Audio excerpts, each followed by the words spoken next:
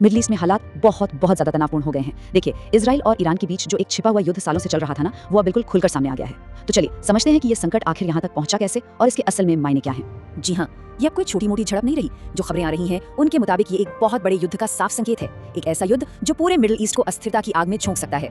तो सबसे पहले उस घटना पर नजर डालते हैं जिसने इस पूरी आग को भड़काया है। आखिर जमीन पर हुआ क्या था? तो देखिए, हमले के जो पहले कुछ पल थे उनमें पूरी तरह से अफरा तफरी मच गई। शुरुआती रिपोर्ट्स के हिसाब से ईरान की राजधानी तेहरान और कई दूसरे शहरों पर एक साथ कोऑर्डिनेटेड हमले हुए और सबसे चौंकाने वाली बात ये थी कि इन हमलों का एक main target supreme leader Khamenei का ऑफिस था। उन्हें फौरन किसी सुरक्षित जगह पर ले जाया गया। सोचिए, पूरे शहर में एयर रेड सायरन गूंज रहे थे और आसमान धुएं से भर गया था।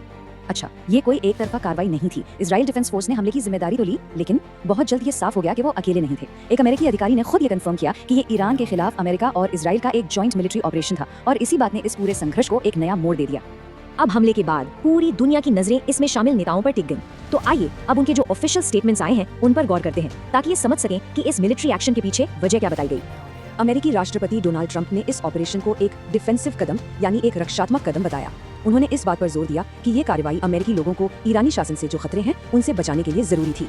और कुछ इसी तरह की बात इजरायली प्रधानमंत्री बेंजामिन नेतन्याहू ने भी दोहराई। उन्होंने कहा कि ये अभियान ईरान के आतंकवादी शासन से पैदा हुए खतरे को खत्म करने के लिए जरूरी था। इससे ये जाहिर होता है कि दोनों देशों का मकसद एक ही था। इस मिलिट्री एक्शन का असर आप देखिए फौरन पूरी दुनिया में महसूस किया गया और इसका सबसे पहला असर आम जनजीवन पर पड़ा, जो पूरी तरह से अस्त व्यस्त हो गया। इसका सबसे पहला और बड़ा असर पड़ा हवाई यात्रा पर। ईरान और इजराइल दोनों ने ही अपने एयर स्पेस को सिविलियन फ्लाइट्स के लिए बंद कर दिया।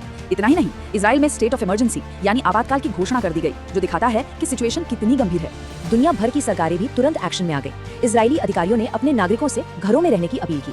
भारतीय दूतावास ने भी अपने नागरिकों के लिए एडवाइजरी जारी की और बहुत ज्यादा सावधानी बरतने को कहा। इसी तरह कतर में अमेरिकी दूतावास ने अपने सभी कर्मचारियों को सुरक्षित जगहों पर रहने का निर्देश दिया। इससे पता चलता है कि चिंता कितने बड़े लेवल पर फैल गई थी। लेकिन सवाल ये है कि इस हमले की असली वजह क्या थी। आइए अब उस मुख्य कारण पर जरा गहराई से नजर डालते हैं, जिसका कनेक्शन लंबे समय से चले आ रहे एक इंटरनेशनल टेंशन से है। इजराइल डिफेंस फोर्स ने शुरू में इस ऑपरेशन को एक प्रिवेंटिव अटैक का नाम दिया। अब इसका मतलब क्या है? आसान शब्दों में कहें तो ये हमला किसी मौजूदा हमले के जवाब में नहीं था, बल्कि भविष्य में होने वाले किसी बड़े खतरे को पहले ही रोकने के लिए किया गया था। ऑफिशियल स्टेटमेंट्स के मुताबिक इस मिलिट्री एक्शन का मुख्य कारण था ईरान का अपने न्यूक्लियर प्रोग्राम को रोकने से साफ इनकार करना। ये एक ऐसा मुद्दा है जो दशकों से एक बड़ा अंतर्राष्ट्रीय विवाद बना हुआ है। अमेरिका ने यह साफ किया कि कई दौर की बातचीत फेल होने के बाद ईरान के न मानने की वजह से ये जॉइंट एक्शन लेना जरूरी हो गया। लेकिन कहानी यहाँ खत्म नहीं हुई।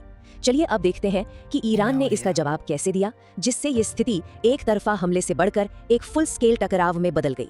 ईरान का जो जवाब आया वो बहुत ही तेज और बड़े स्केल पर था। रिपोर्ट्स की माने तो ईरान ने इजराइल पर 400 से भी ज्यादा मिसाइलें दागी। जरा सोचिए, सिर्फ ये एक नंबर, ये एक आंकड़ा ही ये बताने के लिए काफी है कि ईरान का जवाबी हमला कितना जबरदस्त था और ये लड़ाई कितनी तेजी से आगे बढ़ गई। तो अब हम एक ऐसी सिचुएशन में हैं जहां दोनों देश सीधे एक दूसरे पर हमला कर रहे हैं। एयर स्पेस बंद है, हाई अलर्ट जारी है और दोनों ही देशों में धमाकों की गूंज सुनाई दे रही है।